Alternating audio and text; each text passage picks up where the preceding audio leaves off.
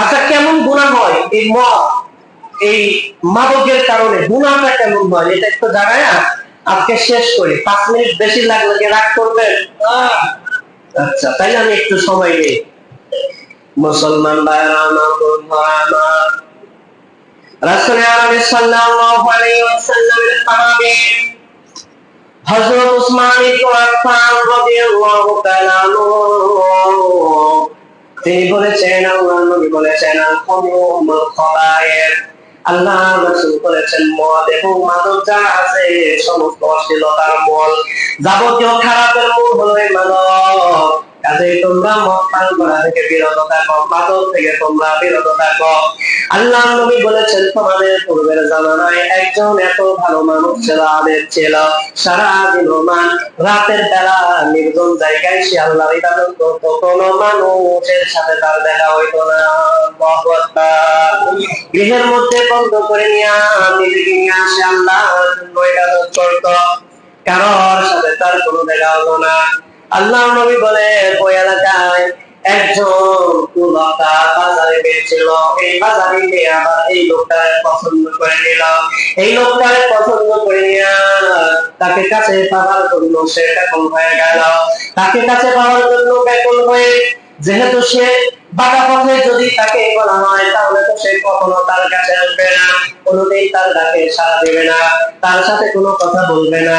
এই জন্য তার যে দাসী ছিল, এই দাসীকে দিয়ে খবর পাঠাইতে, চলে যাও আল্লাহর অমুক বান্দার কাছে চলে যাও, তাকে গিয়ে বলো আমার অর্থাৎ ওই বাজারের মহিলা খুব একটা জরুরি সাক্ষ্য দরকার, সাক্ষী হওয়া দরকার, এই কথা বলে তুমি আল্লাহর ওই বান্দারে নিয়ে আসো।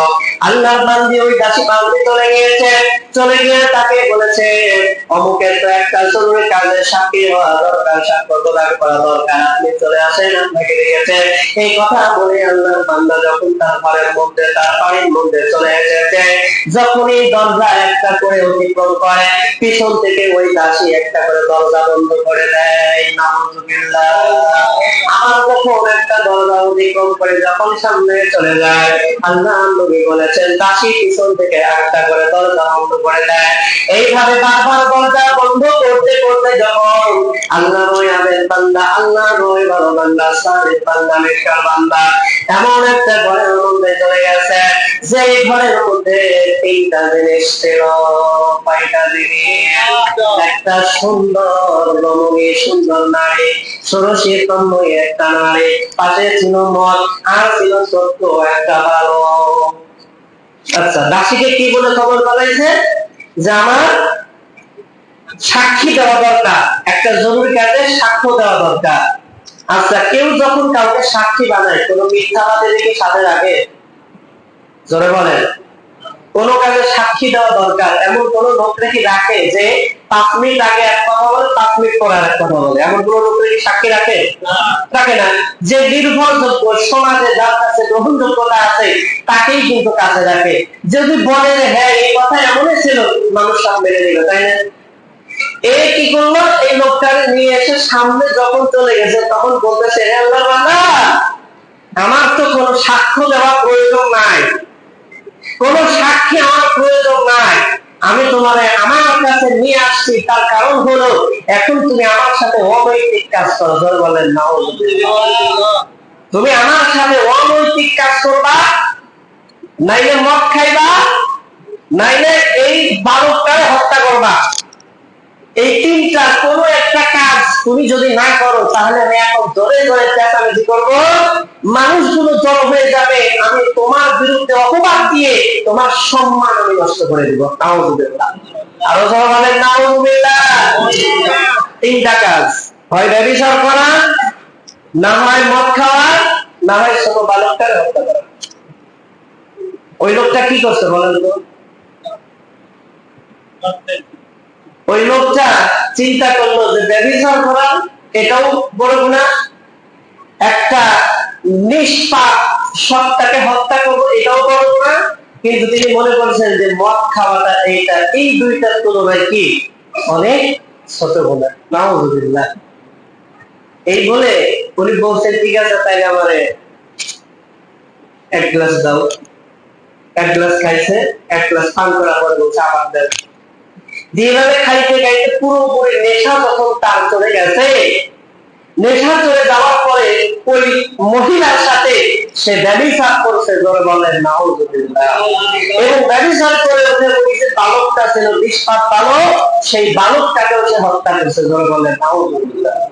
যদি হত্যা করতো তাহলে শুধু হত্যা করেই ফেলে হয়তো যাইতো, ব্যভিচার পর্যন্ত ওখানে গেলেই ফেলে যাইতো। কিন্তু মদ পান করে যখন তারা সেন্স কাজ করে নাই, তখন সে 3টা গুনাহ করতে, জোরে বলেন নাউজুবিল্লাহ। মুসলমান রাসূল সাল্লাল্লাহু আলাইহি ওয়াসাল্লামের সামনে হযরত আব্দুল্লাহ ইবনে আব্বাস রাদিয়াল্লাহু তাআলা বলেন, নবী রাসূল সাল্লাল্লাহু আলাইহি ওয়াসাল্লাম বলেছেন, আল কওলু উমুল ফাওয়াহিশ ওয়া আকবারুল কাবায়ের। আমার আপনার নবী বলেছেন, তোমরা জেনে নাও এই মদ পান করা হলো অনেক বড় একটা পাপ, সমস্ত পাপের মূল। ফামান শারিবাহা, কাজে তোমাদের মধ্যে সেই ব্যক্তি মদ পান করবে, তার গুনাহ কেমন হবে তোমরা জানো নাকি? আল্লাহর নবী বলেছেন, ওয়াকা আলা মিহি ওয়া খালাতিহি ওয়া আম্মাতিহি। আল্লাহর নবী বলেছেন, যে ব্যক্তি মদ পান করে, মাদক সেবন করে, তার আমলনামায় কেমন গুনাহ হয়? কোন ব্যক্তি যদি তার মায়ের সাথে জিনা করে, তার আমলনামায় যে গুনাহ হবে। কোন ব্যক্তি যদি তার আপন কুকুরের সাথে অনৈতিক কাজ করে, তার আমলনামায় যেমন গুনাহ হবে। কোন ব্যক্তি যদি তার আপন খালার সাথে জিনা বিচার করে, তার আমলনামায় যেমন গুনাহ হয়ে যাবে। শুধুমাত্র মদ পান করার কারণে এই 3টা গুনাহ আল্লাহ তাআলা তার আমলনামায় দিয়ে দিবেন। নাউজুবিল্লাহ। চিন্তা করতে পারেন কত বড় ক্ষতি, কত বড় গুনাহ। আপনি কি একটু ভাবতে পারছেন? কোন মানুষ এগুলো কল্পনাও করে না। কোন সুস্থ বিবেক সম্পন্ন, সুস্থ মস্তিষ্ক সম্পন্ন কোন লোক এটা ভাবতেই পারে না, ঠিক কিনা বলেন? কিন্তু এই যে আপনি একটু শখ করে একটু নেশা করার জন্য কোন কোন মানুষ বলে, হুজুর ছাইড়াই দিছি না, বন্ধু বান্ধবের কারণে আবার ধরে ফেলছি। নাউজুবিল্লাহ।